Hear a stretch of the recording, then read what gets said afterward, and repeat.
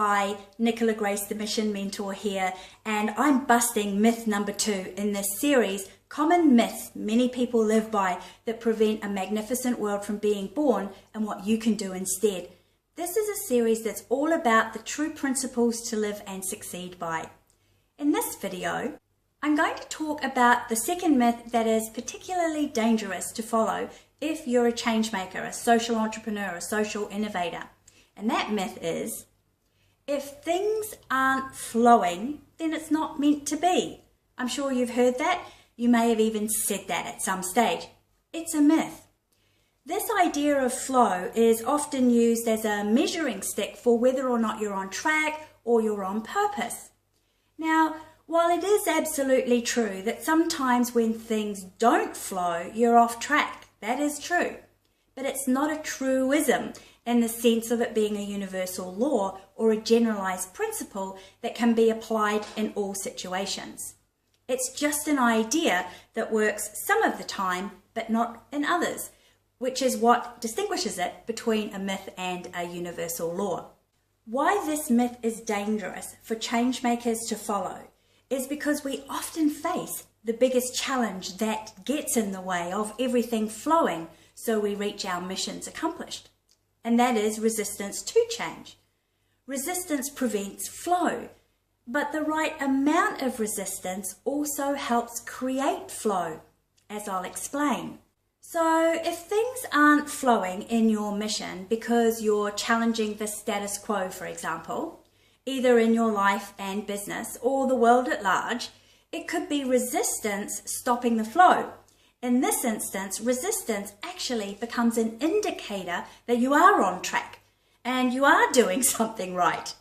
So if there's no flow in your mission in this instance and you said to yourself, well, it's obviously not meant to be because it's not flowing and I'm meeting lots of resistance, then you'd run the risk of giving up your mission, and all the good that mission would create in the world would never happen, and the world would never transform and evolve. See, it's a complete myth that things should be easy and in flow if you're on track and on purpose. But here's another curious thing about flow. Things can flow in your life precisely because you're in the box of your subconscious mind comfort zone. So as soon as you take a step outside of that comfort zone, which is what change makers do, let's face it, on a daily basis, you're going to meet with a lot of internal resistance because your subconscious mind safety zone has a job to keep you safe and keep you in the box of the familiar and what's known to it. So flow in this example is a sign that no progress is taking place in your life and you're just flowing within an easy comfort zone box of your subconscious mind safety zone.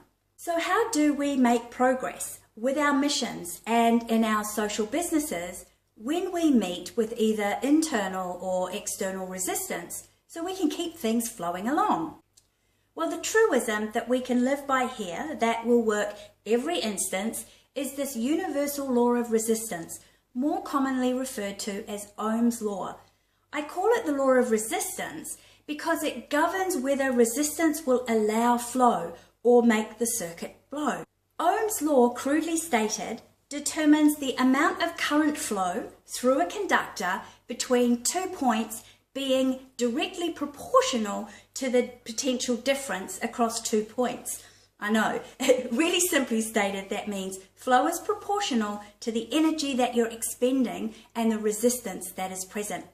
So current flow is going to be proportional to how much energy there is compared to how much resistance there is. But let's see how this works. There are several mathematical equations for Ohm's law, and I'm going to use this one. I equals V over R. I is the symbol for amps of current, how much current there is. V is the voltage or energy. R equals resistance.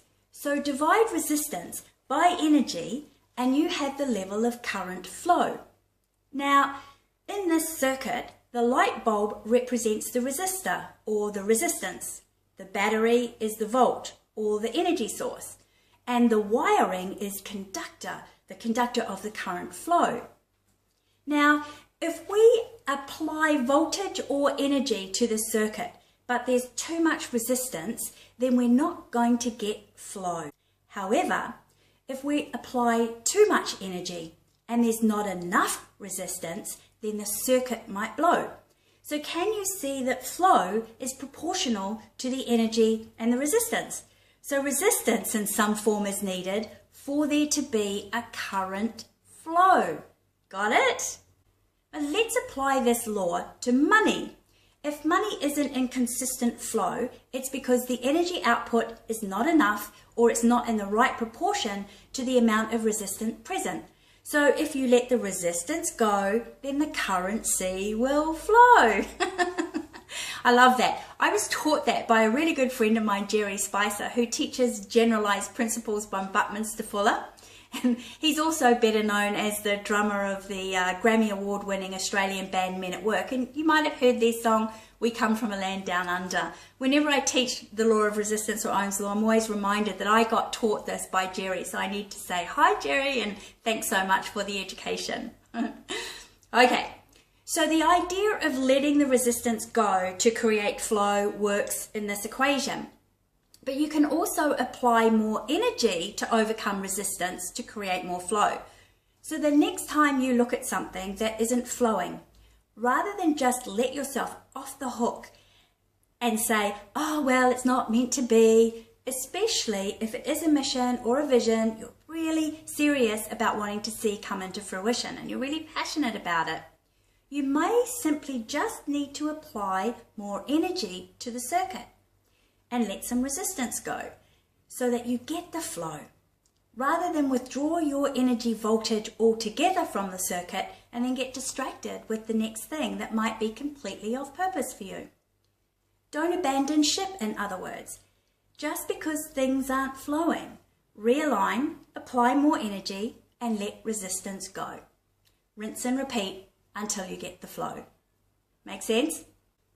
I'm going to go into this idea of needing to remove resistance in order to become a magnificent change maker in greater depth in the upcoming online training, The Magnificent Changemakers Blueprint. If you haven't signed up for that yet, head on over to rightmissionrightmoney.com and you can download the actual blueprint right away with my compliments. Plus, find out all the details about the training. Now, I've delivered a very crude and simple explanation of Ohm's law, so feel free to post a comment or question below and I'll do my best to answer it for you. But my point is that just because something isn't flowing, it isn't a truism that you're off track or that it's not meant to be. It could just be a sign that you're very much on track, but you need to apply more energy or let some resistance go, or a combination of the two. Possibly a little of both, right?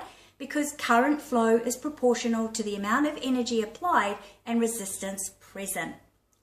Which is good news, because that means you don't need to let go of all that resistance to reach mission accomplished. Thanks for listening, and I hope I get to meet you over at rightmissionrightmoney.com, where you can download my Magnificent Changemakers Blueprint right away and get started with the training.